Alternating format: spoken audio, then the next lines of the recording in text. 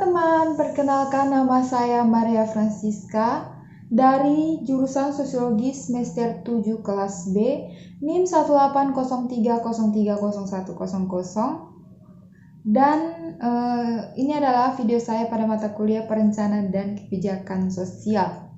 Ini video saya yang ketujuh. Buat kalian yang belum nonton video-video saya sebelumnya, silakan nonton dan jangan lupa like, komen, dan subscribe video ini. Nah, pada video kali ini saya akan membahas tentang bagaimana tantangan dunia pendidikan dalam masa pandemi COVID ini.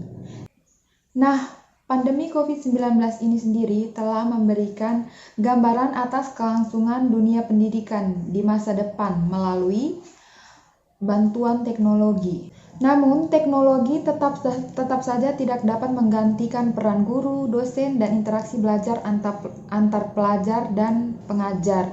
Jadi, kita tuh tidak bisa bergantung pada teknologi. Nah, kita juga perlu interaksi secara langsung dengan teman-teman, seperti kerja kelompok, yang biasanya kita lakukan di proses pembelajaran atau proses perkuliahan seperti itu.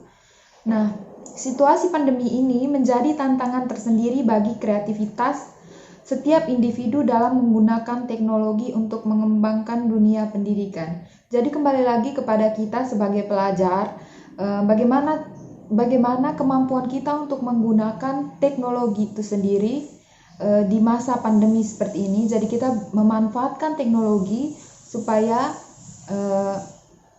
bisa belajar atau mungkin ada materi yang kita tidak mengerti, yang dosen kasih atau guru kasih. Mungkin kita bisa memanfaatkan teknologi untuk mencari tahu hal tersebut, seperti itu. Ya, saat ini pandemi menjadi tantangan dalam mengembangkan kreativitas terhadap pengguna teknologi. Bukan hanya transmisi pengetahuan, tapi juga bagaimana memastikan pembelajaran tetap tersampaikan dengan baik. Nah, tantangan ini juga menjadi kesempatan bagi semua kalangan, khususnya pelajar, mahasiswa begitu. Bagaimana penggunaan teknologi dapat membantu membawa mahasiswa dan pelajar menjadi kompeten pada abad ke-21. Keterampilan yang paling penting pada abad ke-21 ialah self-directed learning atau pembelajaran mandiri sebagai outcome dari edukasi. Jadi yang biasanya kita cuma bergantung ya pada penjelasan dosen atau guru di sekolah seperti itu. Sekarang pada masa pandemi kita tidak bisa lagi mengandalkan itu semua ya. Jadi kita memanfaatkan teknologi untuk menambah pengetahuan kita untuk belajar. Nah, mereka menjelaskan pada masa pandemi ini dapat melatih serta menanamkan kebiasaan menjadi pembelajar mandiri melalui berbagai kelas daring atau webinar yang diikuti oleh mahasiswa dan pelajar. Selain itu, mahasiswa juga dapat bekerja sama satu dengan yang lain untuk menyelesaikan permasalahan dalam pembelajaran serta menghadapi permasalahan yang nyata dan yang ada. Pembelajaran daring seperti ini menjadi tantangan untuk dunia pendidikan. Dengan situasi Indonesia yang memiliki ribuan pulau, bagaimana teknologi dapat digunakan? Bagaimana penyediaan akses internet pada daerah-daerah terpencil di mana barang elektronik tanpa akses internet pun masih menjadi satu kemewahan.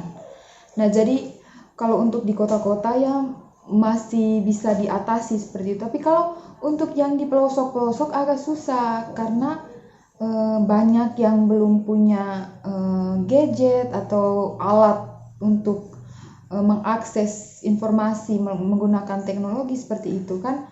Banyak yang belum pegang HP dan lain sebagainya.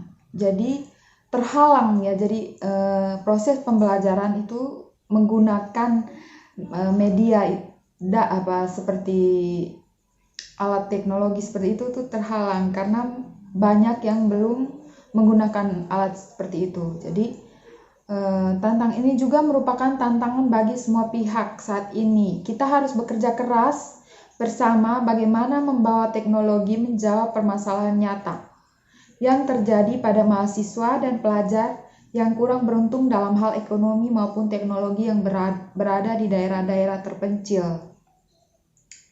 Kondisi pandemi COVID-19 juga memaksa para pemangku kebijakan di bidang pendidikan untuk dapat menyesuaikan diri dalam melaksanakan proses pembelajaran. Penyesuaian ini diwujudkan melalui kebijakan Merdeka Belajar Kampus Merdeka atau MBKM, di mana mahasiswa diberikan kesempatan untuk mendapatkan pengalaman belajar yang lebih luas dan kompetensi baru melalui beberapa kegiatan pembelajaran di luar program studinya. Jadi pandemi ini telah membuat proses pembelajaran, pola pendidikan itu berubah ya, dari yang biasanya tatap muka dan berpindah jadi kuliah daring atau sekolah daring, begitu, belajar daring. Tetapi proses belajar mengajar dilakukan secara jarak jauh dengan memanfaatkan jaringan internet serta teknologi informasi dan komunikasi. Ya, jadi ya itu tadi, kita mengandalkan internet, teknologi untuk proses pembelajaran. Tidak seperti waktu sebelum COVID kan kita hanya tatap muka di kampus atau di sekolah seperti biasa, tapi sekarang kita menggunakan teknologi untuk proses belajar mengajar. Dari segi manfaat, dilakukannya pembelajaran jarak jauh telah menjejak proses pendidikan di tanah air ke arah digitalisasi. Namun di sisi lain, hal itu juga menimbulkan hambatan bagi daerah yang mengalami kendala, yaitu tadi banyak anak-anak yang belum bisa pegang gadget atau apa, itu adalah satu masalah ya. Nah, tujuan pendidikan itu sendiri adalah untuk mencerdaskan generasi penerus bangsa serta membentuk karakter bangsa yang berbudaya, sehingga tantangan terbesar apapun harus bisa diatasi dan menjadi tanggung jawab bersama semua orang. Nah, jadi sekarang di era COVID ini sangat banyak tantangan yang dihadapi oleh guru ataupun mahasiswa, pelajar, dosen, karena tidak biasa ya kita kuliah daring, belajar daring, dan banyak juga teman-teman kita yang belum punya handphone seperti itu atau laptop, kesulitan internet di kampung, susah ada jaringan. Jadi sangat amat banyak masalah, hambatan untuk menjalani proses perkuliahan atau pembelajaran secara daring. Jadi kita sama-sama bagaimana mencari solusi supaya masalah ini bisa diatasi. Nah, sistem pembelajaran secara daring yang belum dipersiapkan secara matang ini tentu saja sangat berdampak pada metode pembelajaran yang dilakukan oleh tenaga pendidik. Begitupun dengan penerimaan materi pembelajaran dari peserta didik yang seringkali tidak memahami materi yang disampaikan. Itu adalah masalah hal yang biasa kami sebagai mahasiswa alami selama proses perkuliahan secara daring seperti itu. Nah, angka putus sekolah meningkat di beberapa tempat seperti Papua, Maluku Utara, dan beberapa daerah yang masuk zona merah di Indonesia. Karena angka putus sekolah yang meningkat baik di kota maupun desa, hal ini menyebabkan menurunnya produktivitas nasional yang membuat mereka terjebak dalam lingkaran tidak berujung kemiskinan struktural. Pendidikan merupakan kunci untuk membangun sumber daya manusia agar Indonesia Emas 2045 dapat terwujud, yakni adil dan sejahtera, aman dan damai, serta maju dan mendunia. Pendidikan yang akan menentukan bagaimana masa depan bangsa ini, apakah menjadi bangsa yang beradab, cerdas, dan siap berkompetisi. Bagaimana masa depan bangsa ini di era globalisasi? atau menjadi bangsa yang tenggelam dalam berbagai persoalan sendiri.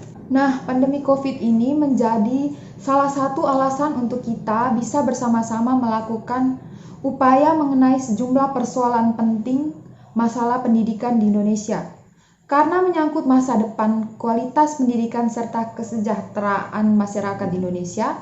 Selain dari kendala di dunia pendidikan Indonesia di masa pandemi COVID-19 ini, ada hal positif yang bisa diperoleh, yaitu dengan sistem pembelajaran yang dilakukan secara daring atau online. Peserta didik bisa banyak melakukan kegiatan di rumah, sehingga dapat mempermudah orang tua untuk memonitoring anak-anak. Oke guys, sekian dulu video saya kali ini. Sampai jumpa di video saya minggu depan. Jangan lupa like, komen, dan subscribe video ini ya. Bye-bye.